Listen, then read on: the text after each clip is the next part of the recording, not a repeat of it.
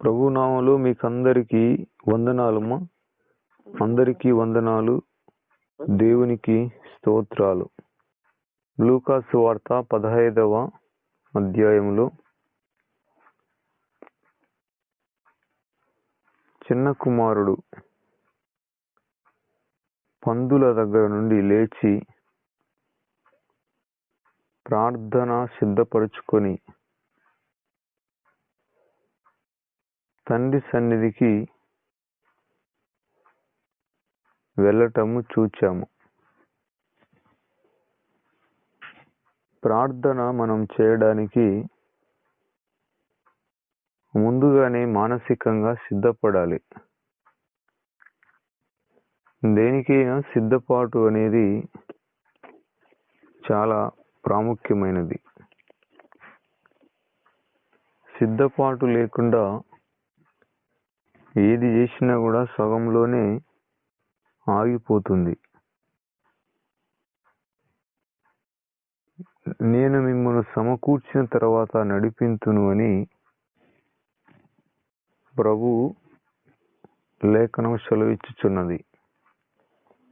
ఒక మనిషిని దేవుడు అన్ని రకాలుగా సిద్ధపరిచి సమకూర్చి అతన్ని నడిపిస్తాడు.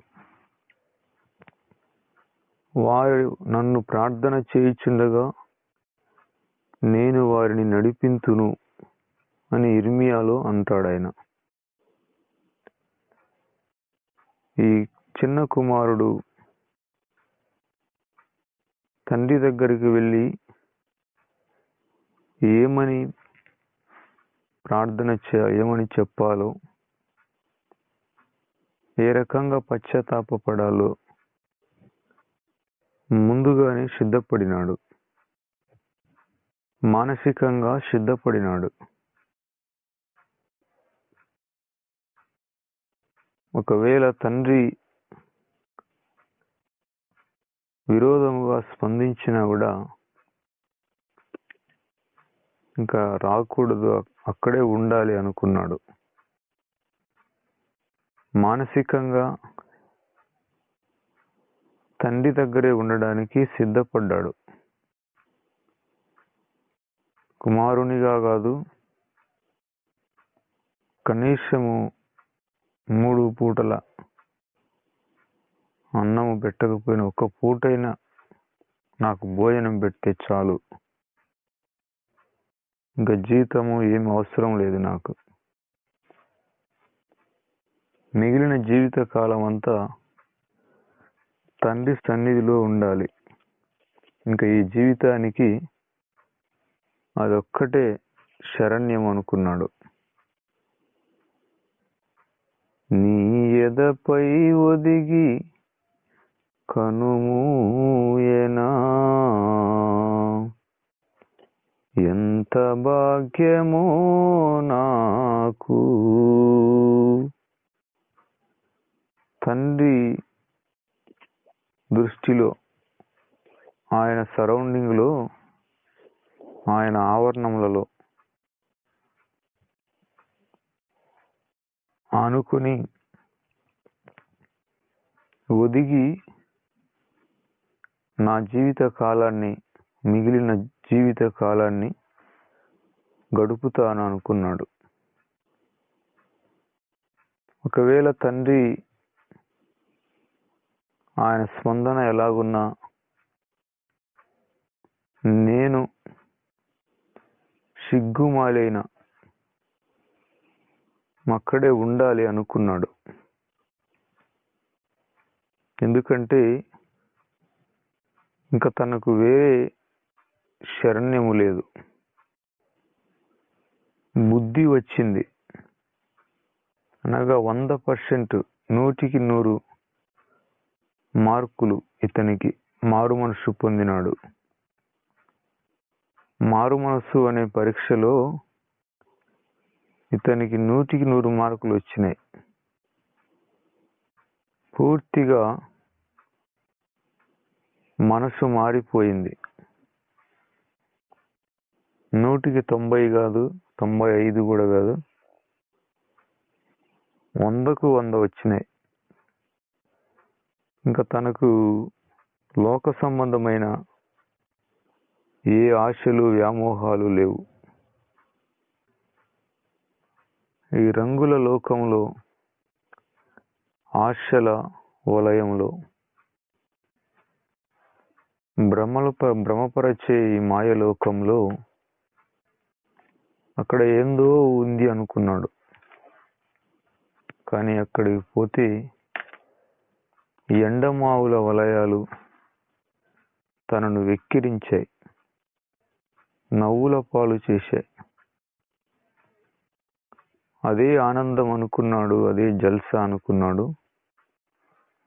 కానీ అవేవి తనకు అనుకున్న అంతగా ఆనందాన్ని, సంతోషాన్ని, శాశ్వతమైన ఆనందాన్ని ఇవ్వలేకపోయాయి. అవన్నీ కూడా తాత్కాలికమే. దేవుడికి దూరముగా, ఆయనకు విరోధముగా వచ్చే ప్రతీది కూడా తుచ్చమైనది, క్షణికమైనది, అల్పమైనది.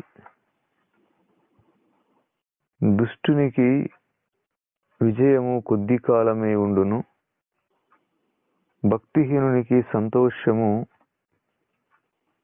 నిమిషమాత్రం ఉంటుంది. దేవుడికి దూరంగా, ఆయనకు విరోధముగా మానవుడు కలిగిన ప్రతీది కూడా తుచ్చమైనది, క్షణికమైనది. పైకి చూడడానికి పగలబడి నవ్వుతున్నట్లు కనబడతారు. వాళ్ళను ఒంటరిగా చూడండి, అర్థమవుతుంది వాళ్ళు ఎంత సంతోషంగా ఉన్నారు. వారిని ఇంటిలో చూడండి, గమనించండి, వాళ్ళు ఎంత సంతోషంగా ఉన్నారో అర్థమవుతుంది. బయట వీధిలో నటించుతారు, పనులు ఇకిలిస్తారు. అబ్బాయిలు ఎంత సంతోషంగా ఉన్నారో. వివాహం చేసుకున్న వాళ్ళు కూడా భార్యాభర్తలు పైకి ఒకలాగా ఉంటారు, లోపల వాళ్ళ స్వరూపాలు ఇద్దరు కూడా శత్రువులాగా ఉంటారు. ముఖాలు మాడిపోయి ఉంటాయి.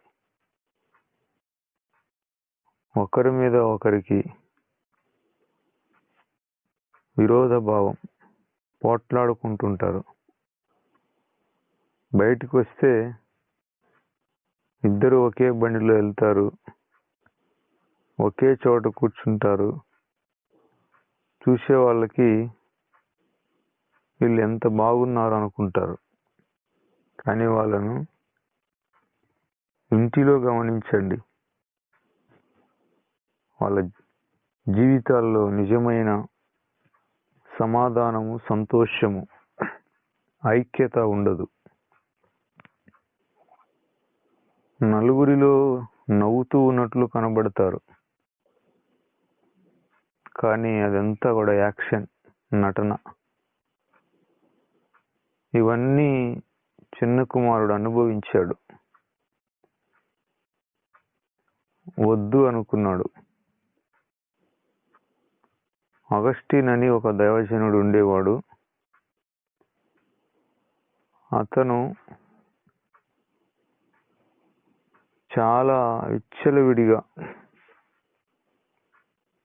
19 ఏళ్ళకే మొత్తం లోకంలో ఉండే అలవాట్లన్నీ నేర్చుకున్నాడు. అతని తల్లి ఒక మంచి ప్రార్థనా పరురాలు. కన్నీటితో తన కుమారుడు చిన్నతనంలోనే చెడు అలవాట్లకు బానిసై త్రాగుడు, వ్యభిచారము, మట్కా, రకరకాల జూదాలు, ఆ తల్లి కడుపు కోత, గుండె పగిలేలా ఆమె కన్నీటితో ప్రార్థన చేసింది. తన హృదయాన్ని ప్రభు కుమ్మరించి ఆ చెడిపోయిన కుమారు నిమిత్తమై కన్నీటితో విలపించింది.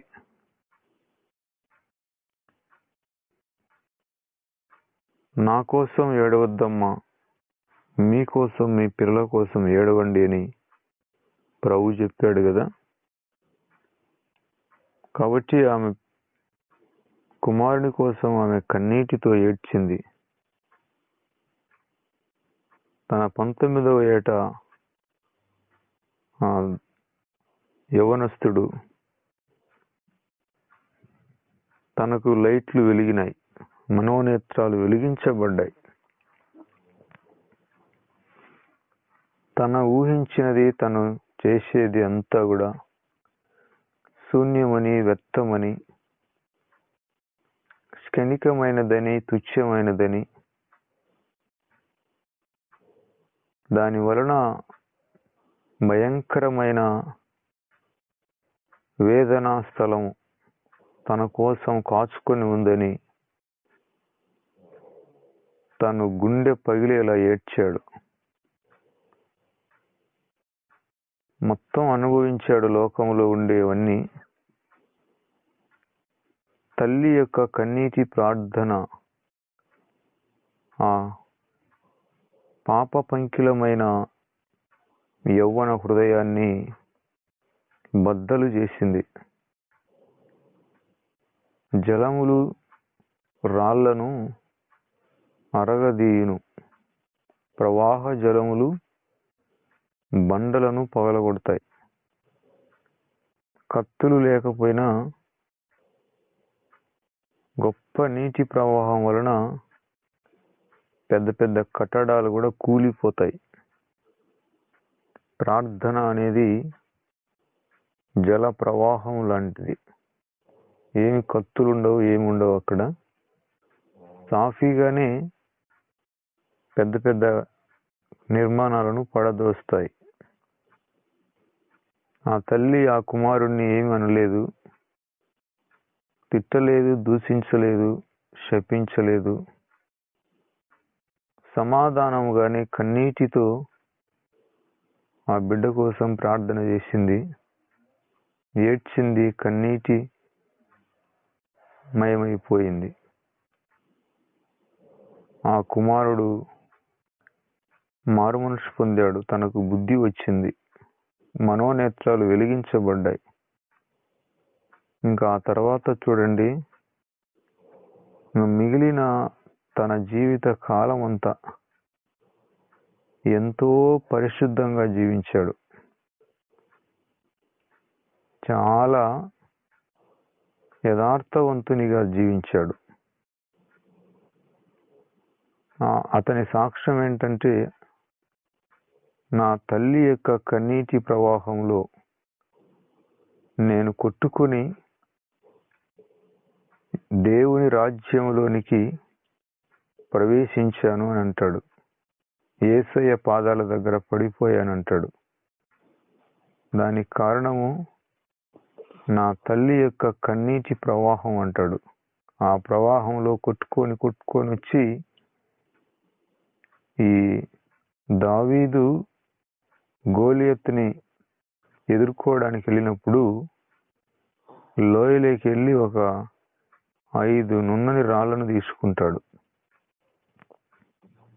అలాగా బలవంతుడైన దేవుని చేతిలోనికి నున్నని రాయిగా ఈ కుమారుడు వచ్చాడు. అంతకుముందు గజ్జి రాళ్ళు రకరకాల ఉండేవి, దానికి రూపం ఉండేది కాదు. ఆ రాయికి వంకరగా కుంట్లు ఇష్టానుసారంగా ఆ రాయి ఆకారం ఉండేది. ఇప్పుడు ఆ రాయికి ఈ రాయి తగులుకొని ప్రవాహంలో కొట్టుకొని వచ్చి మొత్తం ఆ రాయికుండే ఎక్స్ట్రాలన్నీ కరిగిపోయినాయి. నున్నని గుండ్రాయిగా తయారైంది. ఆ రాయితో దావీదు ఒకే దెబ్బకి గోలియత్ని నుదుట కొట్టాడు. ఆ ఒక్క దెబ్బకి గోలియత్ బోర్ల పడ్డాడు. ఇటువంటి నున్నని రాళ్ళే సాతాను యొక్క స్థావరాలను ధ్వంసం చేస్తారు. పాపము ఎక్కడ విస్తరిస్తుందో అక్కడ దేవుని కృప విస్తరిస్తుంది. ఇది చెప్పే నేను కూడా మామూలుని కాదు. పైకి చూసేదానికి అమాయకంగా చాలా బుద్ధిమంతుడు అన్నట్లు నేను పెరిగాను. సమాజంలో ఎవరు కూడా నన్ను ఈ పిల్లోడు ఇట్లా చేసింటాడంటే ఎవరు నమ్మరు. అంత బాగా నటించాను. నా నటనకి ఆస్కార్ అవార్డు కూడా తక్కువే. పద్మశ్రీ, పద్మవిభూషణ్ అవార్డులు కూడా తక్కువే. అంటే అంత బాగా మెయింటైన్ చేశాను. అందుకే ఎవని పాపములు ఎక్కువగా క్షమించబడును వాడు ప్రభువును అంత ఎక్కువగా ప్రేమిస్తాడు. అంటే ప్రభువా, నీ మాటే నా వేదం, నీ మాట నాకు చాలు, నువ్వు చెప్పయా నేను ఏదైనా చేస్తా, నువ్వు ఆజ్ఞాపించుము నేను దేనికి వెనకాడను. ఈ స్థాయికి ఒక మనిషి వచ్చాడంటే తను ఎన్ని రకాలుగా అగసాట్లు పడింటాడు, అన్నిటినీ చూచింటాడు, అన్ని రకాల సంతోషాలను ఆశించి వెంబడించి వాటి వలన అబాస్పాలై ఎగతాళి చేయబడి అపహాస్యపు పాలై అందులో ఏమీ లేదు అని తెలుసుకున్న తర్వాతనే తను జ్ఞానవంతుడిగా, యథార్థవంతుడిగా, బుద్ధిమంతుడిగా తయారవుతాడు. మానవుని హృదయము భయంకరమైన అగాధం. అది పెద్ద పాషాణపు లోయ. లోయనైనా శుభ్రం చేయొచ్చు కానీ, లోయలో ఉన్న వాటిని పసిగట్టవచ్చు కానీ మానవుని హృదయాన్ని పసిగట్టలేము. ఎప్పుడు ఏ రకంగా మారిపోతాడో మనిషి.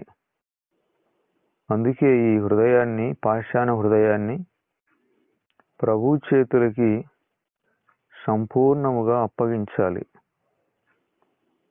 బుద్ధి రావాలి. దేవునికి విరోధముగా, ఆయనకు దూరంగా ఏది కూడా స్థిరమైనది కాదని, శాశ్వతమైనది కాదని,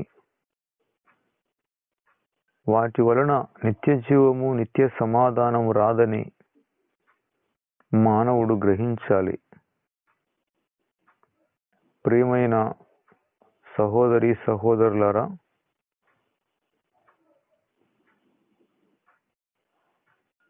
ప్రభువునందు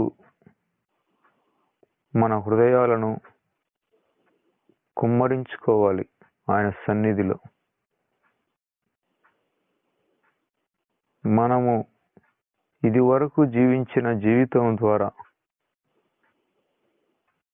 మనకు సిగ్గు కలగాలి. నేనేనా అలా జీవించింది? అప్పటి క్రియల వలన మీకేమి కలుగుచున్నది? వాటిని బట్టి మీరిప్పుడు సిగ్గుపడుచున్నారు కారా అని పౌలు గారు అన్నాడు రోమియోలకు రాస్తూ. అవి తలుచుకుంటే మనకే సిగ్గు అనిపిస్తుంది. నేను అలా ప్రవర్తించానా? అయ్యో, నేనెంత దౌర్భాగ్యుడను,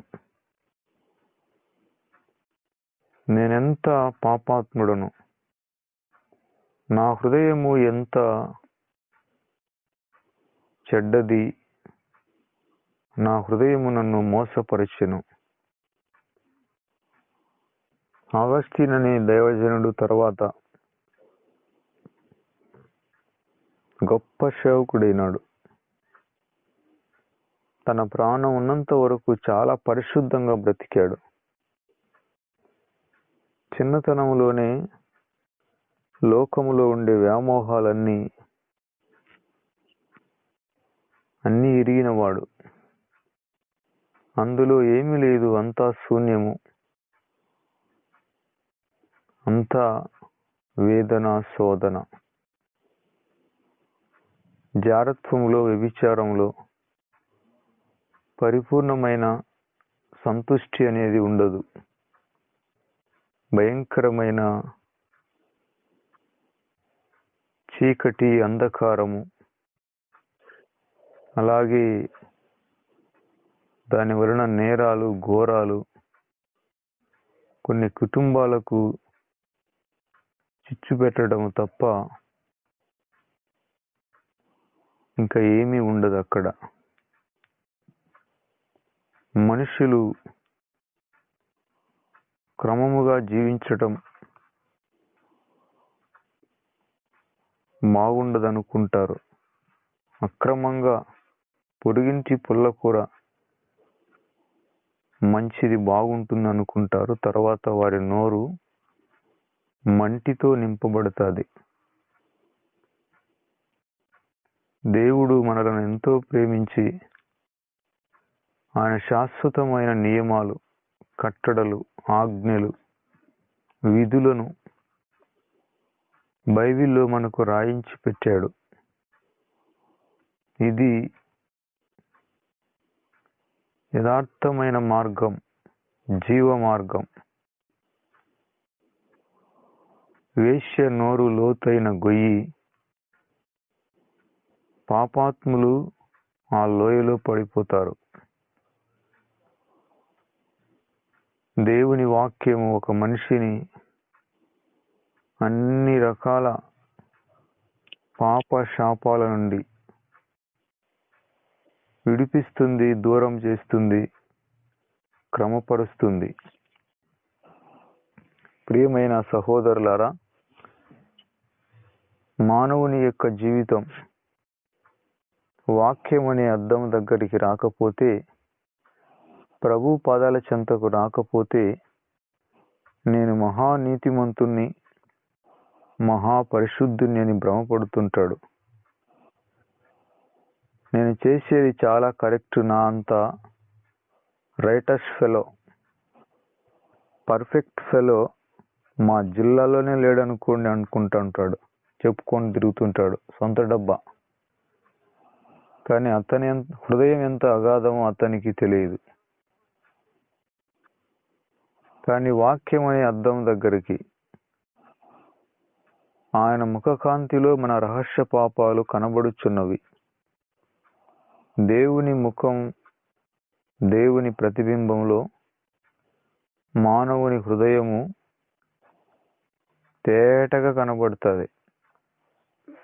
ఎవరికైనా శరీరంలో బాగలేకపోతే సిటీ స్కానింగ్ అని, ఎంఆర్ఐ స్కానింగ్ అని, రకరకాల స్కానింగులు మనిషిని దుబ్బేస్తారు. అక్కడికి లోపలికి దుబ్బి మొత్తం తీస్తారు. ఒక 5,000 ఇస్తే సిటీ స్కాన్, ఎంఆర్ఐ స్కానింగ్ అంటారు.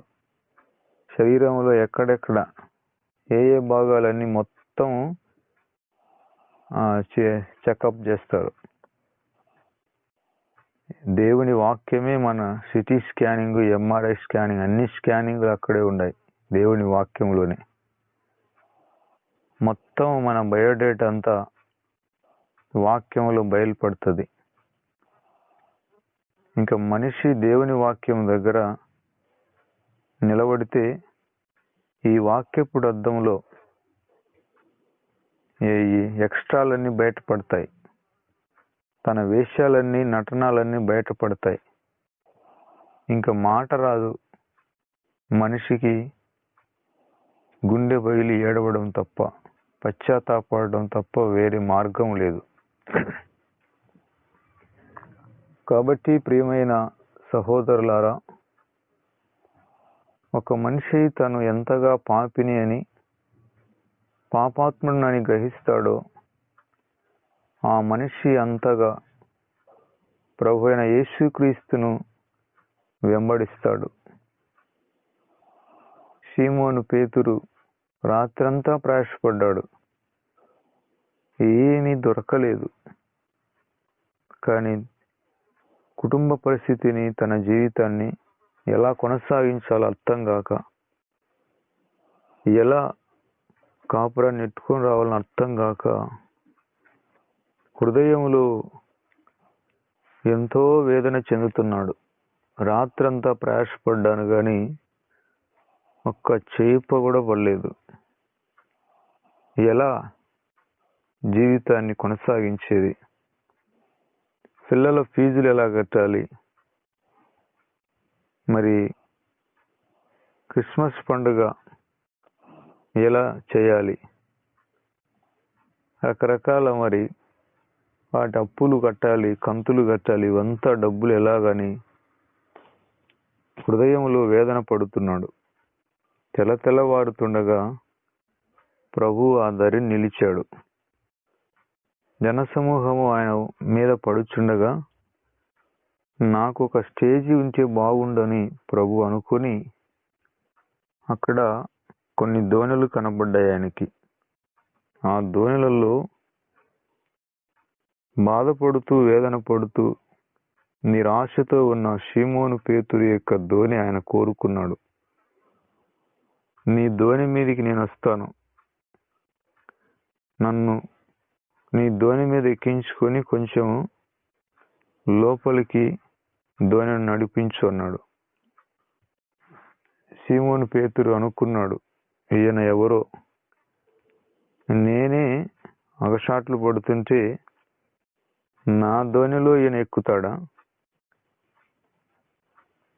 అని, సరే ఎక్కవయ్య బాబు అనుకుని ప్రభువును తన దోణిలోనికి ఎక్కించాడు.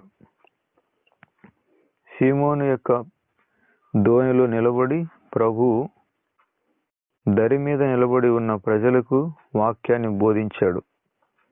వాక్యాన్ని బోధించిన తర్వాత, షీమోను నీ దోణిని లోతుకు నడిపించి కుడి ప్రక్కన వల వేయమన్నాడు. ఏలినవాడా, రాత్రంతా ప్రయాసపడ్డామయ్యా, ఒక్క చేప కూడా పడలేదంటే, అయినను నీ మాట చొప్పున నేను వల వేస్తాను, అయినను నీ మాట చొప్పున వల వేస్తాననే మాట మనము గుర్తించదగినది. మన ప్రయత్నాలు ఎన్నో చేసి ఉంటాము, కానీ ఆ ప్రయత్నాలన్నీ కూడా విఫలమైపోయి ఉంటాయి. ఇంకా ఎప్పుడే కానీ ఈ విధముగా ప్రయత్నం చేయకూడదు అని అనుకుంటాం. కానీ ప్రభు అంటున్నాడు, ఈసారి ఆ ప్రయత్నం చెయ్యి.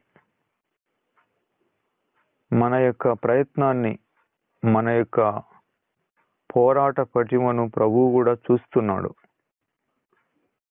ఒక దైవజనుడు అన్నాడు, నీవు ప్రయత్నం చేస్తున్నావంటే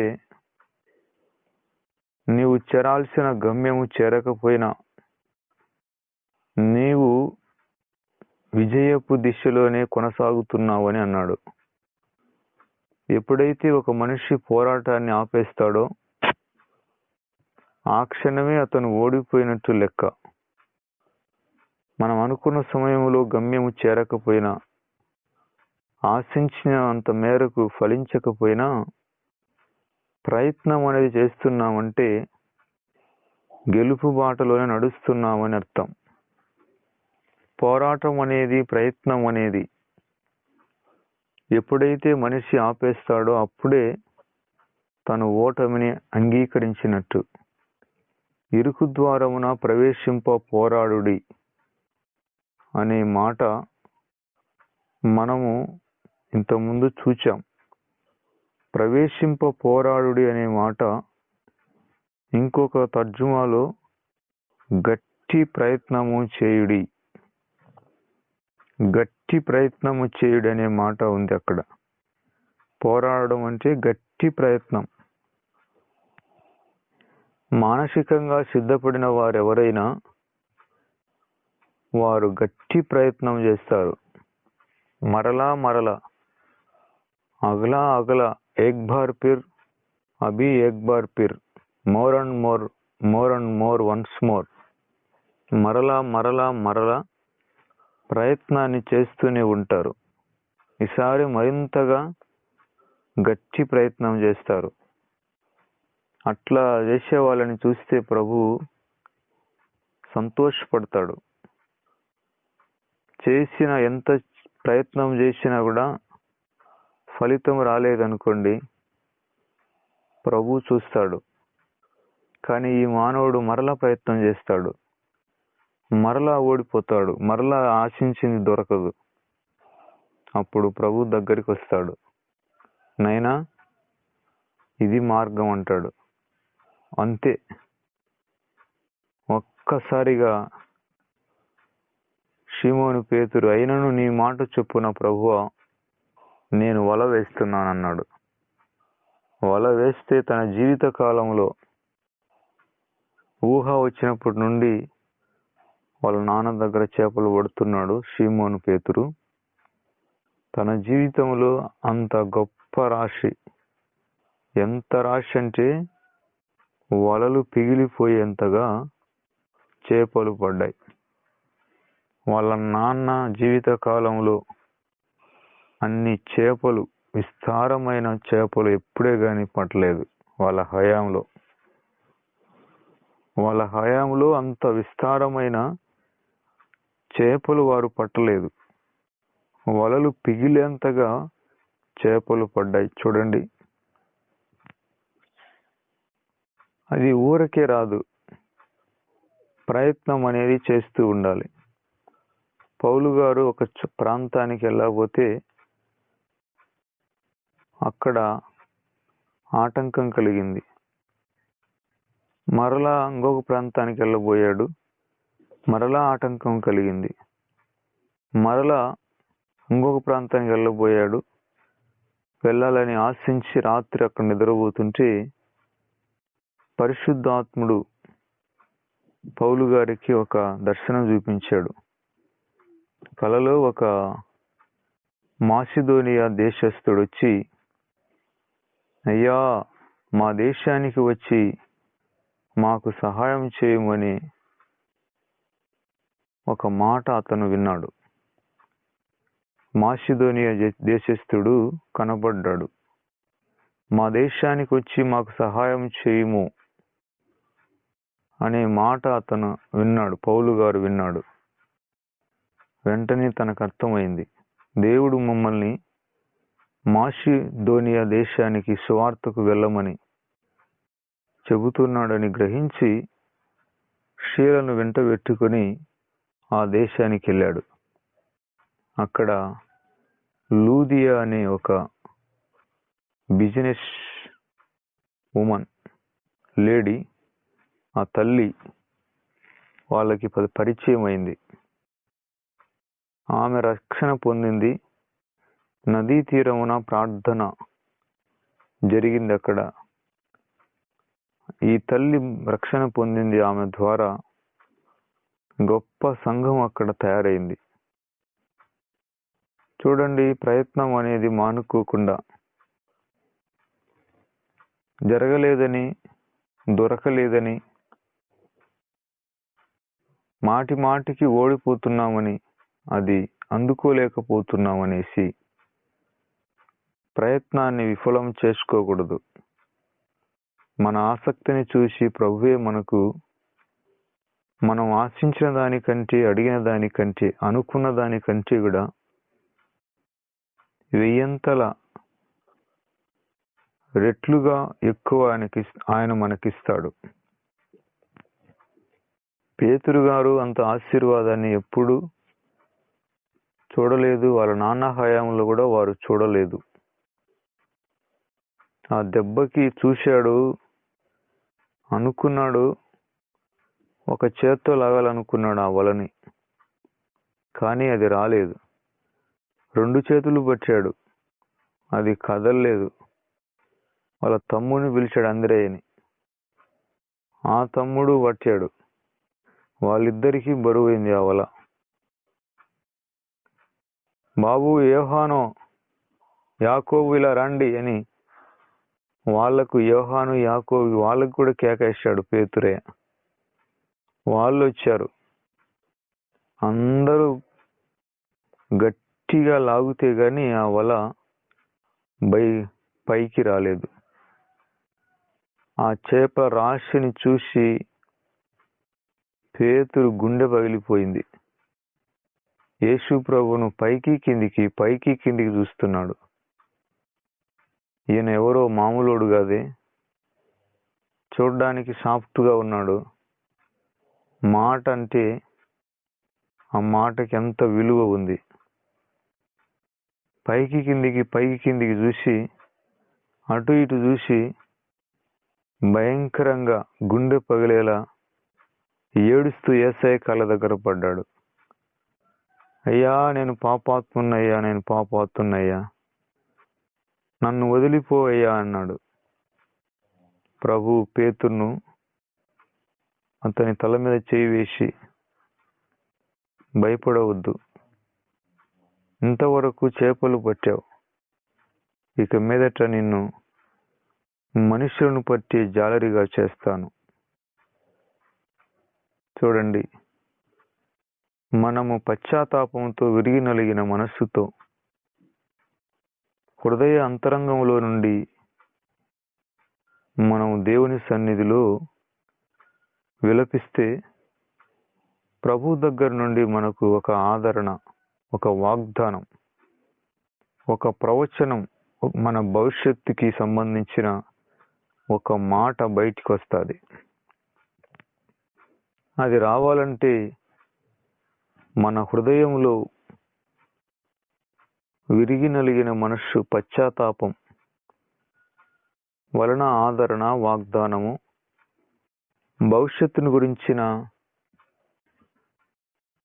మాట మనకు వస్తుంది. చాలాసార్లు నా హృదయము బద్దలైపోయి కలవరాల మధ్యలోనే నాకు అనేక రకాల భవిష్యత్తును గురించిన వాగ్దానాలు ప్రభువు నాకు ఇచ్చాడు. తలనొప్పి చేత 3 దినాలు బాధపడి ఏడుస్తుంటే ఆయన నీకు వచ్చిన దర్శనాలు నెరవేరేంత వరకు నీకేమి కాదు, నీవు చావవు అన్నాడు. నీవు జింబాబ్వే వెళ్లాల్సి ఉంటుంది, లేచి ప్రార్థన చేయన్నాడు. అనేక రకాల వాగ్దానాలు, దర్శనాలను ప్రభువు చూపించాడు. కనుక ప్రియమైన సహోదరి సహోదరులారా,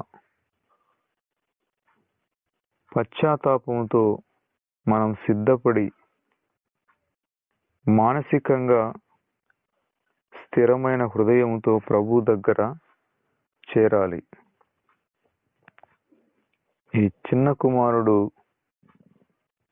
100కు 100% మార్పు కలిగి, సిద్ధపాటు కలిగి, ఇంకా నాకు తండ్రి సన్నిధి, ఆయన ఆవరణంలో బ్రతకడం తప్ప నాకు వేరే శరణం లేదు.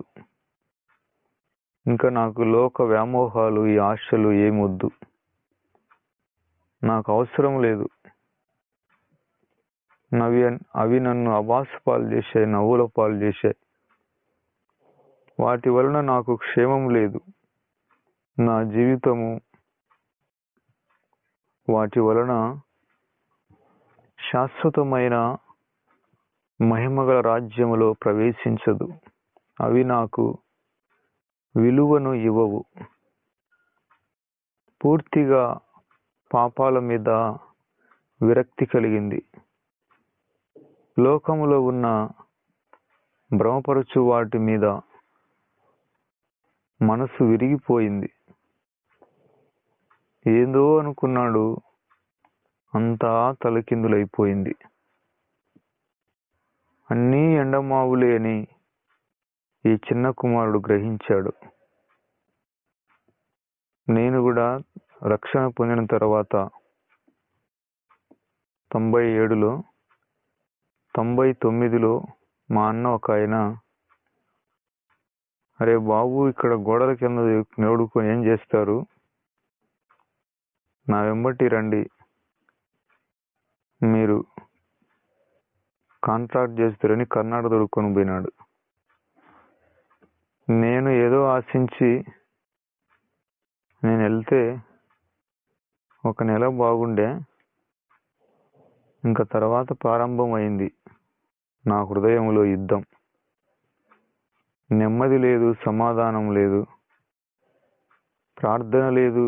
అంటే ప్రార్థన వ్యక్తిగతంగా బైబిల్ చదువుకుంటున్నాను కానీ సమాధానం లేదు, ఆరాధన లేదు, మందిర సహవాసం లేదు. ఇంకా నేను బాధపడుతున్నాను. నేను ఇక్కడికి రావడం కరెక్ట్ కాదనిపించింది. ఎందుకు వచ్చా నేను ఇక్కడికి? అనవసరంగా వచ్చాను. ఇంకా 2 నెలలంతా పోరాటం. మేము వెళ్ళిన పని, ఆ యొక్క పని కాంట్రాక్టు నేను వెళ్ళాను కాబట్టి నా వలన ఆ పని రోజు వాయిదా పడుతుంది. పెద్ద కాలువకి దానికి అటుపక్క ఇటుపక్క కాంక్రీట్ వేయాలి. కానీ రోజు ఇంజన్లతో నీళ్లు కొడితే మళ్ళీ తెల్లవారి కల్లా నీళ్లు ఫుల్ అవుతాయి. ఈ రకంగా 2 నెలంతా కొనసాగింది. నేను అక్కడ ఉండటాన్ని బట్టి వాళ్ళ పని కూడా ముడిపడింది, ఆటంకపడింది. తర్షీషుకు వెళ్తూ ఉన్న యోనా, నీనివేకి వెళ్ళరా బాబు అంటే తర్షీషుకి వెళ్తూ ఉండగా యోనా ఉన్న ఆ నావ మొత్తం ప్రయాణికులందరూ ఇబ్బంది పడినట్టుగా నేను ఎక్కడ ఉండాలనో అక్కడ వండుకోకుండా వెళ్ళని చోటికి ఉండాల్సిన చోట వండుకోకుండా ఉండకూడని స్థలంలో నేను ఉన్నాను. అందుకే నా వలన వాళ్ళ పని కూడా ఆగిపోయింది. నా హృదయంలో ఒక భయంకరమైన ఘోష, ఆవేదన. నేను వెళ్తానయ్యా బాబు, నన్ను వదలండి అంటే నన్ను వదలరే, గట్టిగా బంధించారు. వెళ్తానన్నా కూడా వాళ్ళు వదలలేదు. నన్ను వదలండి, నేను వెళ్తానంటే ఆహా పని అయిపోయి వెళ్దు అంటారు. నేనున్నంత వరకు మీ పని జరగదంటాను. జరుగుతుందిలే, ఏం కాదులే, ఉండు అంటారు. వదలలేదు నన్ను. ఇంకా ఇలా కాదనుకొని ఇంకా నా పరిస్థితి గందరగోళం అయిపోయింది. నెమ్మది లేదు, సమాధానం లేదు. ఇంకా ఎంత చెప్పినా కూడా మా అన్న వినలేదు. వాళ్ళు ఒక రోజున మా అన్న వదిన ఇద్దరు బయటికి వెళ్ళారు, బజారుకి వెళ్ళారు. నేను అనుకున్నాను వీళ్ళు ఇట్లా అయితే ఏంటట్టు లేరు అనుకొని మోకాళ్ళ మీద ఇల్లు హాల్లో 40 రౌండ్లు కొట్టాను. ప్రభువా, బుద్ధింటి ఇక్కడికి రానయ్యా, మందిరాన్ని వదలనయ్యా, సహవాసం వదలనయ్యా, ఈ ఒక్కసారి నన్ను క్షమించు. ప్రాణం అనేది ఉంటే ఇటువంటి పనులు చేయనయ్యా అని మోకాళ్ళ మీద తిరిగాను. 40 రౌండ్లు తిరిగాను. ఏడుస్తూ ఇంకెప్పుడే కానీ రానయ్యా అన్నాను. వెంటనే ఇంకా సాయంకాలం అయింది, రాత్రి అయింది. మా అన్న వచ్చారు. వాళ్ళు, అన్నయ్య నేను వెళ్తానయ్యా అన్నాను. అయినా వాళ్ళు ఒప్పుకోలేదు. అప్పుడు నేను ఒక మాట అన్నాను, నా బాధ నాది, మీ బాధ మీది, నా బాధ మీకేం తెలుసు అన్నాను. ఆ మాటకి వాళ్ళు ఏమనుకున్నారో, పొద్దున్నే ఆంధ్రాకి వెళ్ళిపో అన్నారు. అంతే, ప్రభువా నీకు వందనాలు అనుకొని ఇంకా ప్రాణం అనేది ఉంటే ఈ కర్ణాటకకి రాకూడదు అనుకున్నాను. ఇటువంటి పనులు నేను చేయకూడదు అనుకున్నాను. మందిరాన్ని విడిచిపెట్టకూడదు అనుకున్నాను. తీర్మానం కలిగి వచ్చాను. వచ్చి అప్పుడు సన్ఫ్లవర్ క్రాసింగ్ జరుగుతుంది, పందులు వస్తాయని కాయలి తోట దగ్గర మచ్చ మీద పడుకొని ఉంటే ప్రభువు నా మచ్చ మీదకి వచ్చాడు. ఆ దగ్గరికి వచ్చి, ఆయన నిన్ను నజరేతుకు రమ్మంటున్నాడు అనే ఒక స్వరము నాకు వినబడింది. ఏంది చలిలో నేను వణుకుతూ మచ్చ మీద ఉంటే కాయలి నన్ను నజరేతుకు రమ్మంటున్నాడని ఎవరు ఈ స్వరము? నేనన్నాను, ఆయన ఎవరు అన్నాను. ఆయన ఎవరు అంటే మళ్ళీ ఆ స్వరము నాతో ఇలా వినపడెను.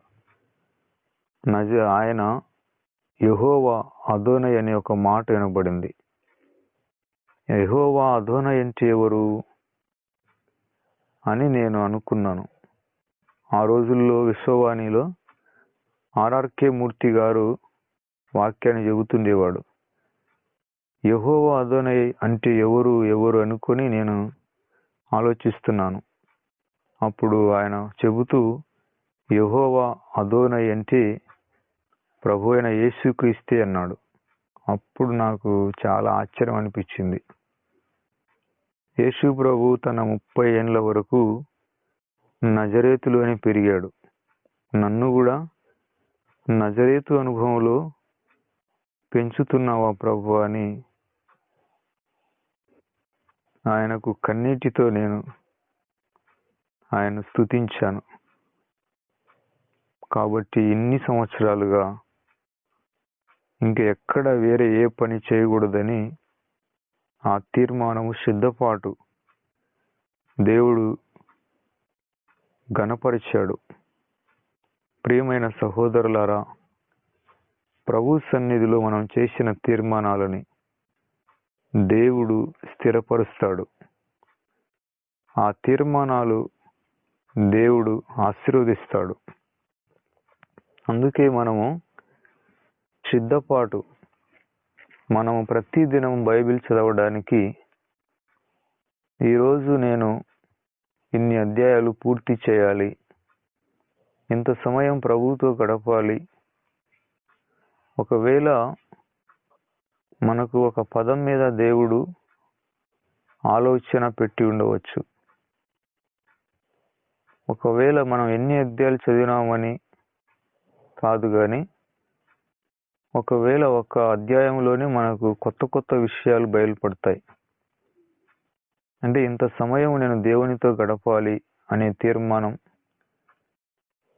ఒక గోల్, ఒక గమ్యం అనేది మనం పెట్టుకోవాలి.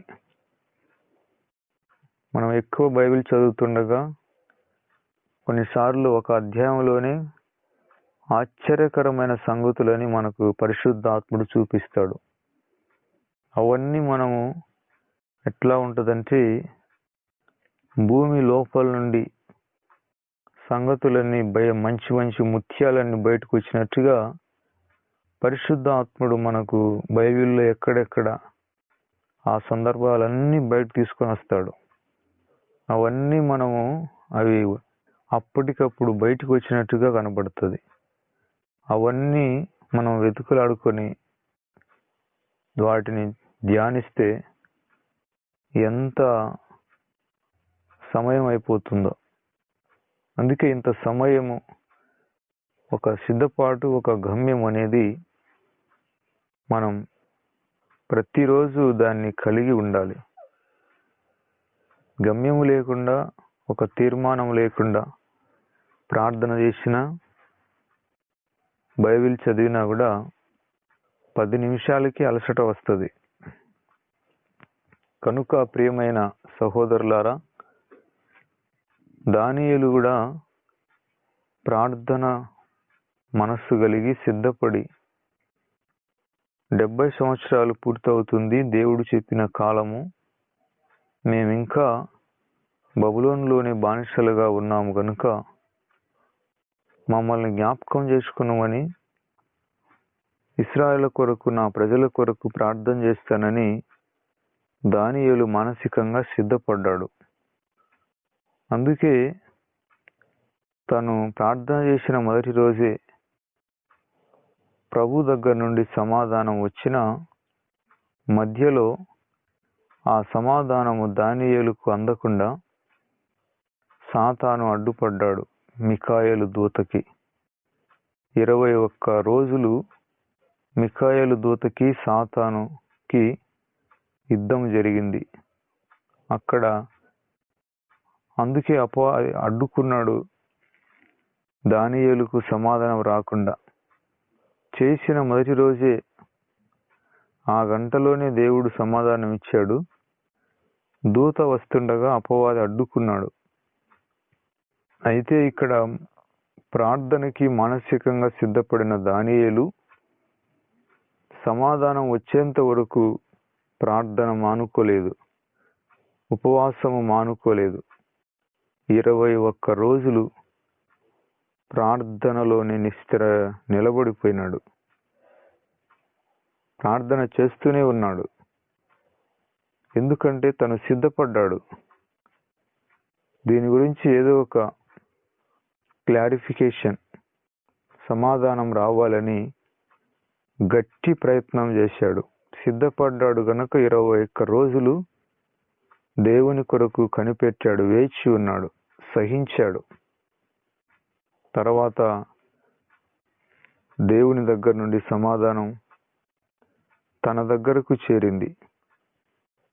నేను మొదటి రోజే వచ్చాను, కానీ మధ్యలో అపవాది నన్ను అడ్డుకున్నాడు, వాడితో పోరాడి ఇన్ని రోజులు పట్టింది అని దానియేలుకు అక్కడ దూత చెబుతాడు.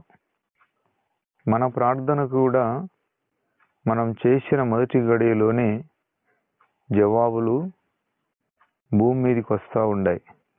కానీ మనకు అందుకోకుండా, మనకు చేరకుండా అపవాది వాని దూతలు అడ్డుకుంటారు.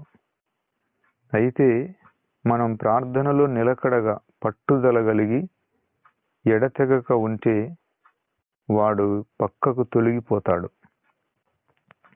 హల్లెలూయా.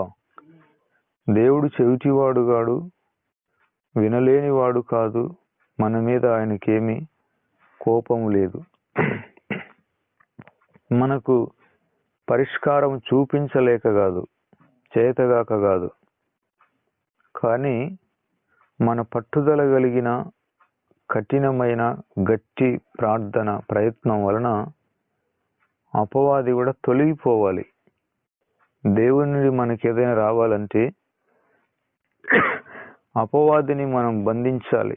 అపవాది తొలగాలి, వాడు తొలగిపోవాలి. తొలగిపోవాలంటే ఇక్కడ మనం స్థిరంగా ఉండాలి. అపవాదిని ఎదిరించడం అంటే సాతానా వెనక్కిపో అనడం కాదు. ఊరకని మనం స్థిరత్వం లేకుండా ఉంటే ఏమి లాభం ఉండదు. అపవాదిని ఎదిరించడం అంటే స్థిరముగా, గట్టిగా, నిలకడగా ప్రభువు వైపు వేచి చూడటం, చేయాల్సిన కార్యాలని, ఆత్మ సంబంధమైన కార్యాలని ఏది ఆపుకోకుండా కొనసాగిపోవటాన్ని అపవాదిని ఎదిరించడం అంటారు.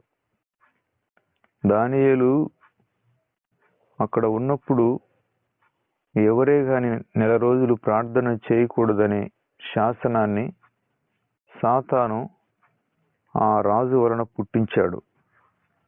మరి దానియేలు ఇట్టి శాసనము సంతకము చేయబడినని, ఒకవేళ ఎవరైనా చేస్తే సింహాల బోనులో పడవేయబడతారని దానియేలు తెలుసుకున్నా కూడా డోంట్ కేర్ అన్నాడు. సింహాల బోన్లో వేసుకుంటారో, అగ్నిగుండంలో వేస్తారో, లోయలో వేస్తారో నాకు అనవసరం. నేను మాత్రము ప్రార్థన ఆపను. నా ప్రాణం పోయిన ఒక్కటి అనుకొని భయపడలేదు. దాన్ని ఏమంటారంటే అపవాదిని ఎదిరించడం. సాతానే పుట్టించాడు ఆ శాసనాన్ని. వాడు మరుగై ఉండి, వాడు డైరెక్ట్గా రాలేడు మనిషి దగ్గరికి. వాడు మరుగై ఉండి క్రియలు చేస్తూ ఉంటాడు. వాడు దొంగ, వాడు మోసగాడు. వాడు డైరెక్ట్గా రాడు మనిషితో పోరాడడానికి. వాడు వెనకాల ఉండి, తెరచాటున ఉండి మొత్తం రీల్ నడిపిస్తూ ఉంటాడు, తిప్పుతుంటాడు. అందుకే దానియేలు అపవాదిని ఎదిరించినాడు. అనగా ప్రార్థన మాత్రం ఆపలేదు. తన గదిలోకెళ్ళి, మేడ గదిలోకెళ్ళి యెరూషలేము వైపు కిటికీలు విప్పి ముమ్మారు మోకరించి దేవునికి ప్రార్థన చేస్తూ ఆయన స్తుతించుచూ వచ్చినాడు. అంటే అపవాది యొక్క మాటకి నేను భయపడను, వాని మాటను ఎదిరించాడు. ప్రార్థన మాత్రం మానుకోలేదు. అది అపవాదిని ఎదిరించడం అంటే. ప్రియమైన సహోదరులారా, సిద్ధపడ్డారు గనుకనే వారు అపవాదిని ఎదిరించారు. అపవాది ఆటంకాలు వారిని ఏమి చేయలేకపోయినాయి. సిద్ధపడకపోతే మనిషికి విసుగు వస్తుంది, విరక్తి వస్తుంది, మధ్యలోనే ఆపేస్తాడు పోరాటాన్ని, ప్రయత్నాన్ని ఆపేస్తాడు. అపవాది వాడు సంబరపడతాడు. గట్టి ప్రయత్నం చేయాలి, మరలా ప్రయత్నం చేయాలి. ఈసారి దేవుడు మాట ఇస్తాడు. మనం ఆశించిన దానికంటే, ఊహించిన దానికంటే అత్యధికమైన, మహాత్యధికమైన, ఫలభరితమైన దీవెనలను మనం పొందుకుంటాం. దేవుడు ఈ మాటలు దీవించునుగాక. ఆమేన్. ప్రార్థన చేద్దాం. ప్రియమైన పరలోకమందున్న మా తండ్రి, వందనాలు, స్తోత్రాలు నాయనా. ఈ ఉదయకాలంలో మానసికమైన సిద్ధపాటు, గట్టి ప్రయత్నము,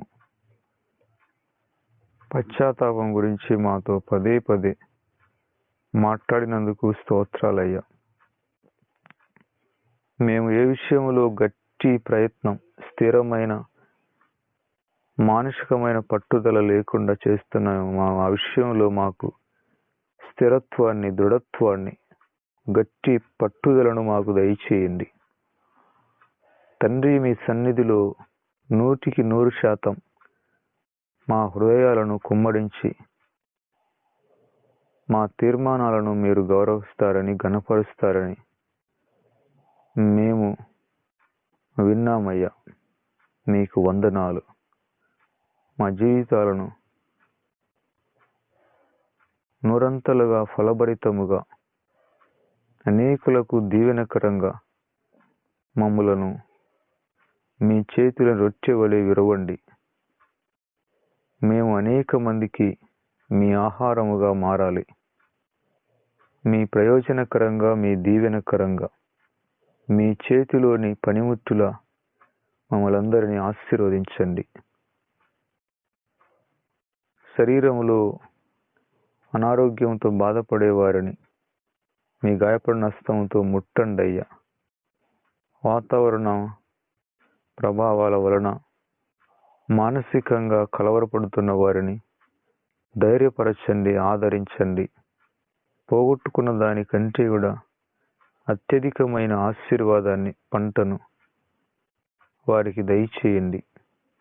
ప్రభువా, వాతావరణాన్ని మీరు పొడి వాతావరణముగా, ప్రజలకు, పంటలకు, మందలకు అనుకూలమైన ఆరోగ్యకరమైన వాతావరణముగా మార్చండి అయ్యా.